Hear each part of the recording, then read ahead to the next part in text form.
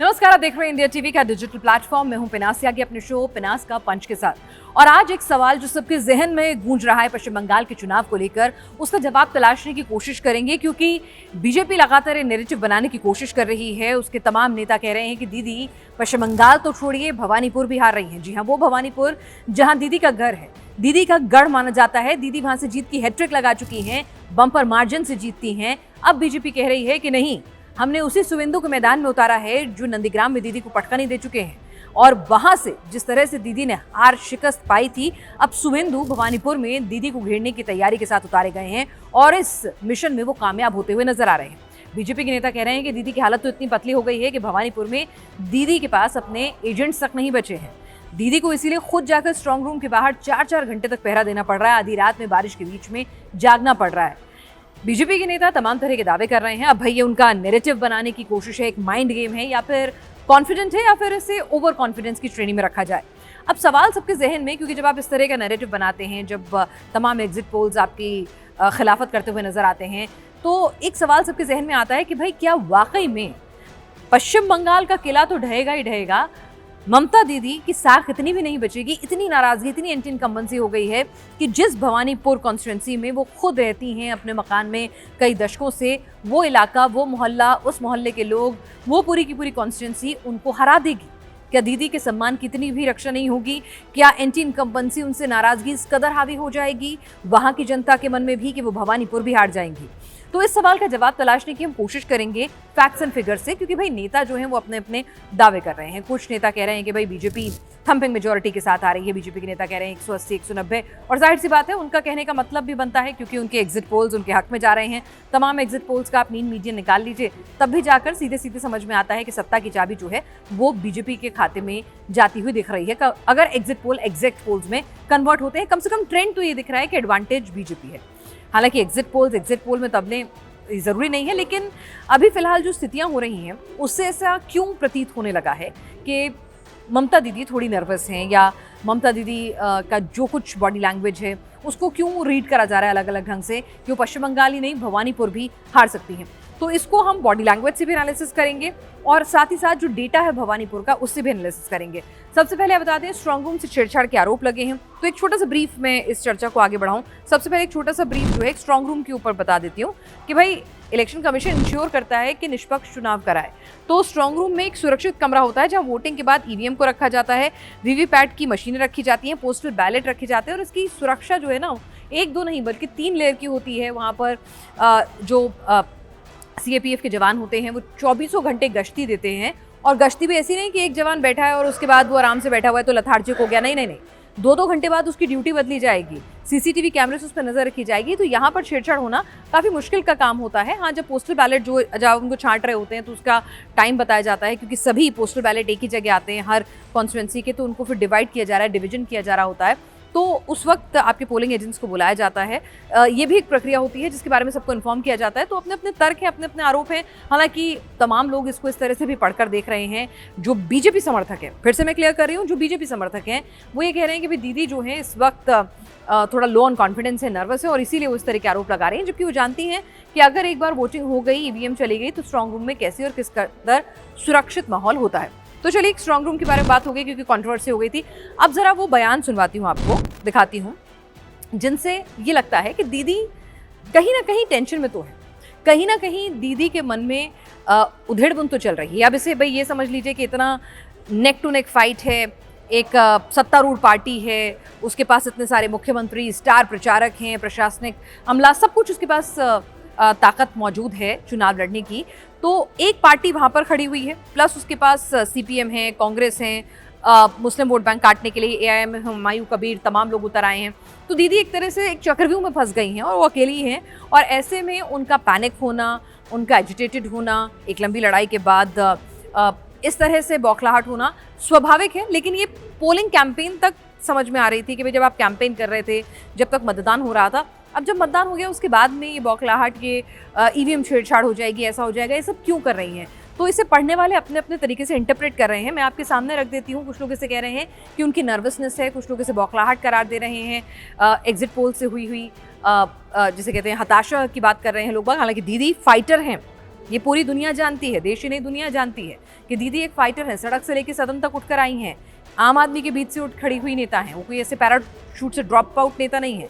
तो ऐसे में, और दीदी ने बहुत उतार चढ़ाव देखे हैं, तो ऐसे में दीदी हताश हो जाए इतनी आसानी से लगता नहीं है। लेकिन फिर कहते हैं भाई जब सत्ता का किला ढहता है और जब आपको पता होता है कि ये अब आपके अस्तित्व की करो या मरो की लड़ाई है, 29 की लड़ाई है, तो आपके राष्ट्रीय लेवल की पॉलिटिक्स में आपके रोल की लड़ाई है, तो कहीं ना कहीं स्टेक्स जब इतने हाई होते हैं तो नर्वस होना, टेंशन होना भी लाजमी हो जाता है। तो इंटरप्रिटेशन अपने अपने ढंग से है, लेकिन फिलहाल दीदी के वो बयान जो ये सोचने पर मजबूर कर रहे हैं कि क्या दीदी टेंशन में है, क्या दीदी एग्जिट पोल से इस वक्त नर्वस हैं, क्या उनके पास भी जो बूथ रिपोर्ट आ रही है वो सही नहीं आ रही है। क्योंकि दीदी कहती है मैं 2 रात से सोई नहीं हूँ। आपको याद दिलाऊंगी कि जब पोलिंग होनी थी सेकेंड फेज की, तब भी उन्होंने कहा था कि मैं और अभिषेक रात भर सोए नहीं हैं, हम अपने कार्यकर्ताओं से मिल रहे थे, जगह जगह चक्कर लगा रहे थे। तो सोच के देखिए कि भाई आप और अभिषेक बनर्जी सोए नहीं हैं, आप पब्लिक में आके बता रही हैं और उसके बाद आप कह रही हैं मैं 2 रातों से सोई नहीं हूँ, ये ज़िंदगी और मौत की लड़ाई है। बीजेपी के इशारे पर एग्जिट पोल हो रहे हैं, काउंटिंग सेंटर की सुरक्षा के लिए जान लगा दें, अपने कार्यकर्ताओं से अपील कर रही हैं, एक पल के लिए भी काउंटिंग सेंटर से ना जाए, मतलब वॉच डॉग की तरह से बैठे रहें।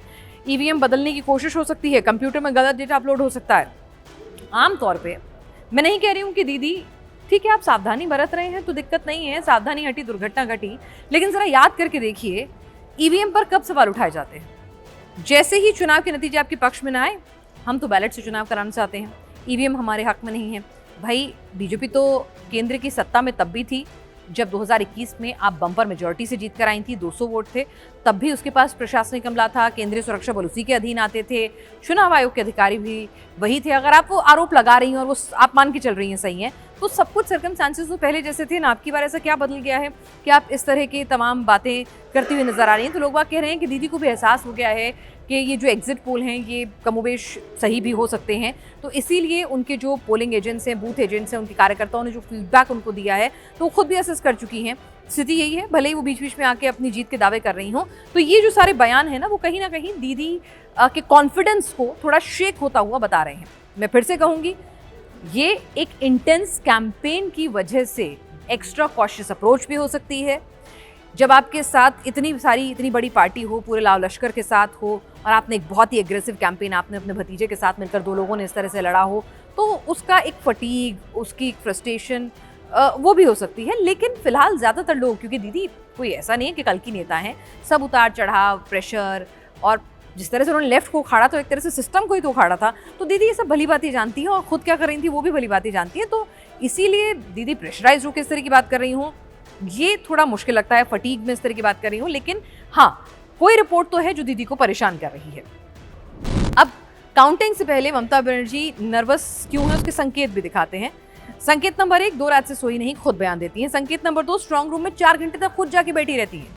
भाई दीदी आप खुद मुख्यमंत्री हैं, 15 साल से सत्ता में हैं, खुद आप लेफ्ट को कैसे सत्ता से उखाड़ फेंक कर वापस आई हैं, सदन सड़क से पहुंची हैं, आप जानती हैं कि सिस्टम कैसे काम करता है। तो फिर इस तरह से स्ट्रांग रूम के बाहर आके बैठना, तो क्या आपको लग रहा है कि आप अपनी कॉन्स्टिट्यूंसी में हार रही हैं? ईवीएम बदले जाने का डर, कंप्यूटर में डेटा बदले जाने का डर, ये सब बातें जो हैं वो थोड़ा अजीब लगता है। स्ट्रांग रूम से ईवीएम में छेड़छाड़, भारी लोग पोस्टल बैलेट के साथ छेड़छाड़ कर सकते हैं, बिना जानकारी के पोस्टल बैलेट की चेकिंग, बीजेपी के इशारे पर बाहरी लोग काम कर रहे हैं, टीएमसी के एजेंट्स को परेशान किया जा रहा है, काउंटिंग प्रभावित करने के लिए बाहर से लोग बुलाए गए हैं। तो ममता के जो तमाम फियर फैक्टर्स हैं वो साउंड कर रहे हैं।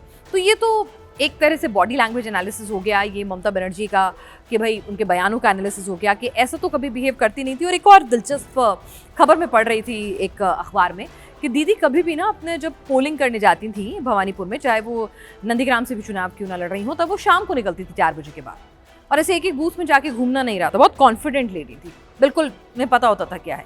लेकिन इस बार दीदी जो है एक बूथ के ऊपर घूमती हुई नजर आई हैं। तो फिर क्या ये जो पूरी की पूरी कवायद है, दीदी के ट्रेडिशन में, परंपराओं में जो चेंज है, वो क्या इशारा कर रहा है कि ऑल इज नॉट वेल?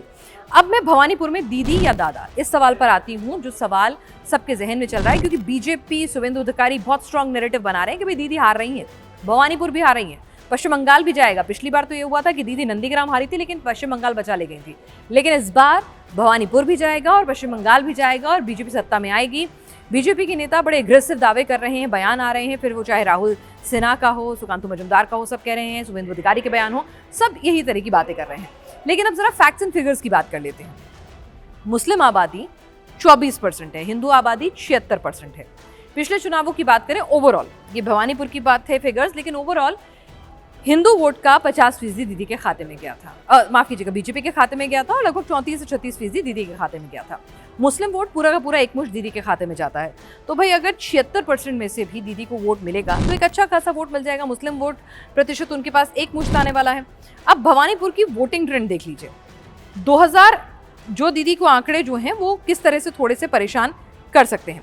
2021 के चुनाव में 62.6% वोटिंग हुई थी। 2026 के चुनाव में 86.74% वोटिंग हुई है और लगभग 24% की बढ़ोतरी है। अब जब इतना ज्यादा वोटर टर्नआउट होता है, ठीक है, इसमें से कई लोग ये कहेंगे कि भाई एब्सोल्यूट नंबर वोट घटे भी हैं, लेकिन आपको बताऊं तो 58,000 वोट घटे हैं।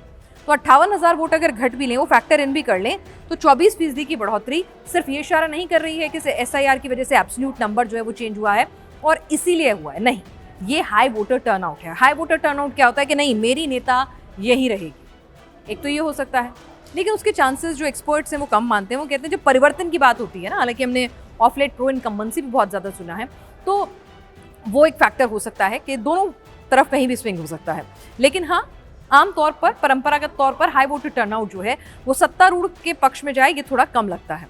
और ऐसा भी कहा जाता है कि जब हाई वोटर टर्नआउट होता है तो जो सामने वाला नेता होता है, एक बड़े नेता के सामने अगर उसके पास वो खुद बड़े कद का नेता है, उसके पास भी तंत्र का सपोर्ट है, जिस तरह से शुभेंदु अधिकारी हैं, तो उनके पास रणनीति, मैकेनिज्म, टीएमसी कार्यकर्ताओं को किस तरह से डीरेल करना है उनकी, क्योंकि टीएमसी से आए हुए नेता हैं, तो उनकी रणनीति, उनकी प्लानिंग, उनके कार्यकर्ताओं को भली भांति समझते हैं।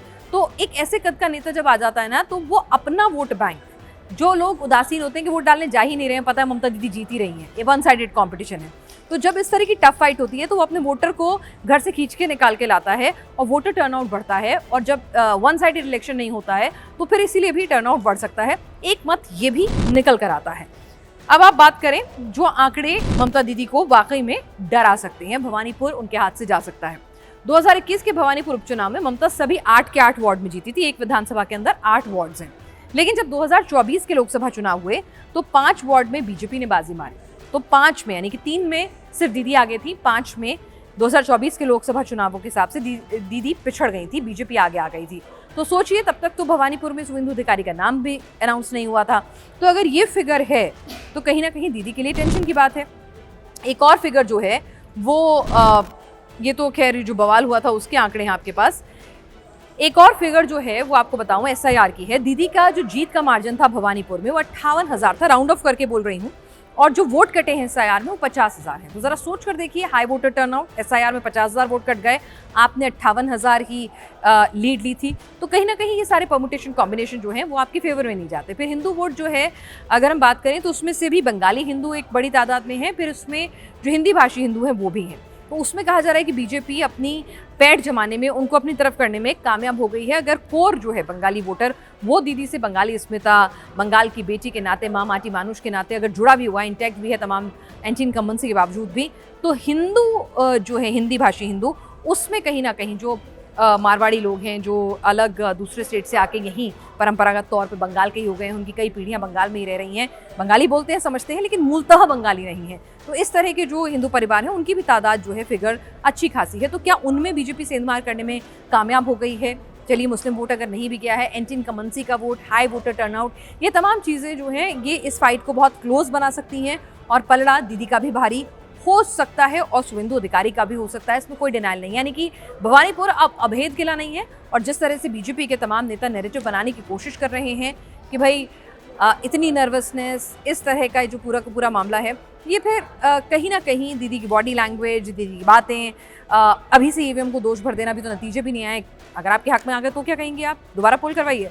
तो ये जो तमाम फैक्टर्स है कहीं ना कहीं वो एक संशय लोगों के जहन में पैदा कर रहे हैं और इसीलिए कहा जा रहा है कि भवानीपुर जो है क्या दीदी के हाथ से जाता हुआ नजर आ रहा है। लेकिन फिर से कहूँगी, दीदी एक फाइटर हैं। अगर पिछले डेटा की बात करें, इक्वेशंस की बात करें, काफ़ी कुछ संगठन की बात करें, काफ़ी कुछ दीदी के हक में भी जाता है। लेकिन आप मत भूलिए, 15 साल की एंटी इनकम्बेंसी बहुत बड़ी बात होती है। भय से आगे करके जिस तरह से चुनाव कराए गए हैं वो भी बड़ी बात होती है। SIR के नाम कटना और हाई वोटर टर्नआउट और शुभेंदु जैसे शख्स का जो आपको एक बार हरा चुका है उसका सामने आके ताल ठोकना, इस मुकाबले को बहुत ही क्लोज फाइट में तब्दील जरूर कर चुका है। तो 4 मई तक का इंतजार है, तब तक बहुत सारे आरोप प्रत्यारोप भी लगेंगे, हाई वोल्टेज चुनाव है तो ऐसी ही तस्वीरें भी आती रहेंगी और साथ ही साथ हमारे एनालिसिस भी यूं ही जारी रहेंगे। फिलहाल आज के लिए बस इतना ही, दीजिए इजाजत।